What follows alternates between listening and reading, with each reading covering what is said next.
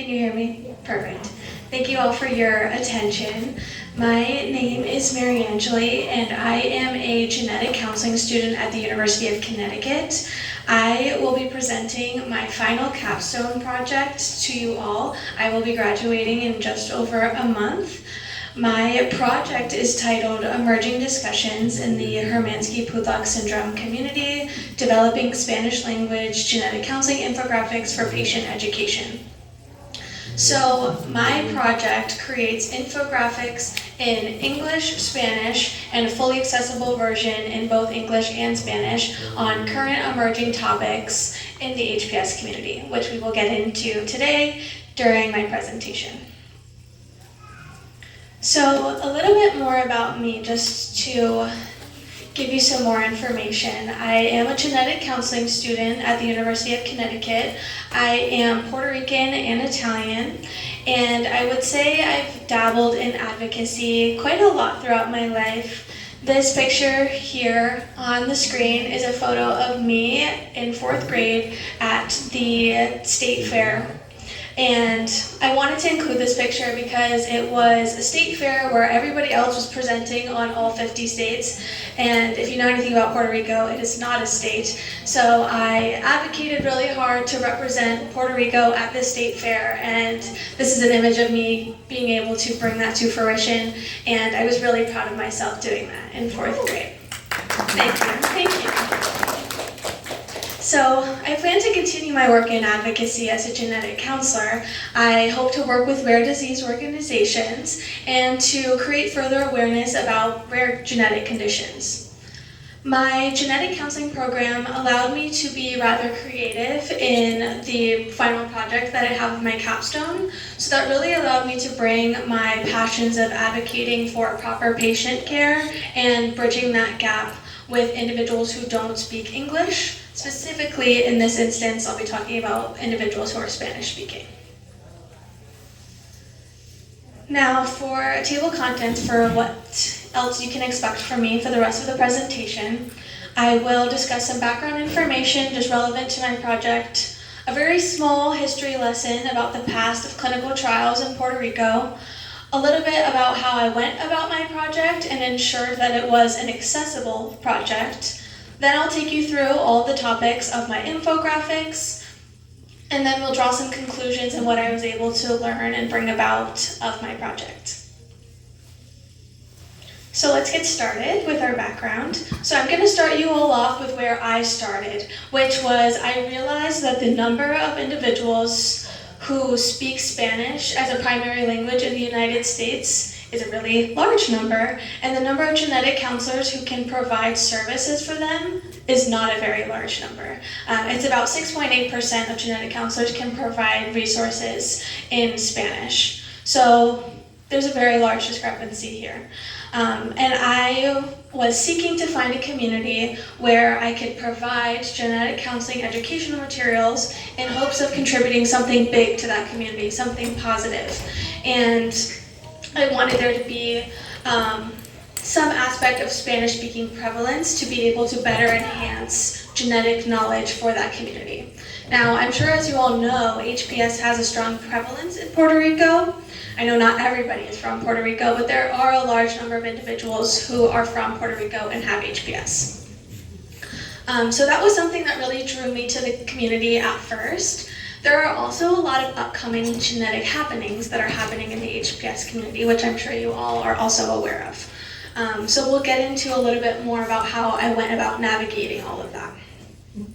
In the HPS community, there is also a lack of educational materials for various genetic resources. So throughout my research, I learned that one really good way to address this is to make infographics. Infographics can enhance understanding of complex material, especially something like genetics, which is very complex, and it can also help break language barriers, which was another one of my key goals in my project. Now, once I decided that I was committed to the HPS community, I had to decide what type of material was I going to make and what did I want to provide. So something that I came across generally just in medicine right now and for rare diseases, there are a lot of hoops that need to be jumped through to be able to navigate treatment and both management of that condition. So this brought me to exploring topics like clinical trials, gene therapy, and genetic testing.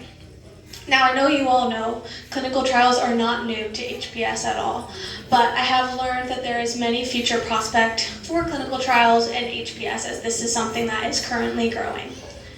Gene therapy, on the other hand, is a hot topic in all genetic conditions right now. There's so much to consider and so much to think about in treating different conditions, including HPS.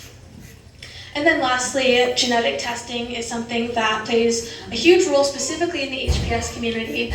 It helps individuals get a better understanding of what type of HPS an individual has. And my goal was to have all of these topics in one place and explicitly explained in these infographics to just serve a greater benefit to the community. Here's my little history lesson. So I'm going to take you all back to the 1950s, where Puerto Rican women experienced malpractice and discrimination in a clinical trial relating to birth control pills. So in choosing Puerto Rico as a population, Puerto Rico was described as very largely populated. And researchers aimed at this population in particular in hopes of, in air quotes, population control. So researchers did not address any of the side effects that related to these birth control pills, and 3 women actually died during this clinical trial, and researchers did not look into this at all, and they did not look into see if these birth control pills were the reason for these 3 women dying. A couple of years later, it came out that all of these Puerto Rican women that were in the clinical trial didn't know that they were in a clinical trial. They were told that they were taking a medication for prevention of pregnancy, and that was it. They did not know that this medication was something that was under review, let alone in a clinical trial. So this is something that's truly impactful for Puerto Rican women, Puerto Rican culture, and this is a type of experience that can truly impact generational beliefs. Now, I understand not every single individual is going to fall back on these generational beliefs, and this may not have impacted every single Puerto Rican family, but it is truly embedded within the Puerto Rican culture, and it's something that I do need to acknowledge. So when I'm considering to make an infographic and to inform the HPS community about clinical trials and the benefits of clinical trials, considering that this is the past of clinical trials, I need to take that into consideration. Their cultural perspective matter, and that is something that needs to be taken into account and needs to be addressed before I start talking about the importance of clinical trials. And that is 100% something that I intended to do, and as we talk more about what went into the clinical trial infographic, you'll see how I made sure this was at the forefront of my project. Now, moving forward a little bit into my methods, and then we'll come back to my infographics. I began by considering what information belonged in each infographic and making outlines for them. I also outlined what were my goals. Now, my goals for all of them as a whole was to generally just make infographics that are applicable to everyone and as many people as possible. That includes the HPS community and also individuals outside of the HPS community. Based on my last slide, we learned that my goal for the clinical trials infographic was cultural competency and creating transparency about what clinical trials are like now in this day and age. For the gene therapy infographic, I wanted to begin to introduce gene therapy and what it is at a basic level. We're not at the place yet where there is gene therapy available for HPS. However, there are beginning talks and discussions about what gene therapy could be like for HPS. So in making this infographic, I wanted to be sure to get everybody on the same page of how the basics work. So when more advances come out, we can all be on the same page and we can gain knowledge together of how we can tailor this to HPS.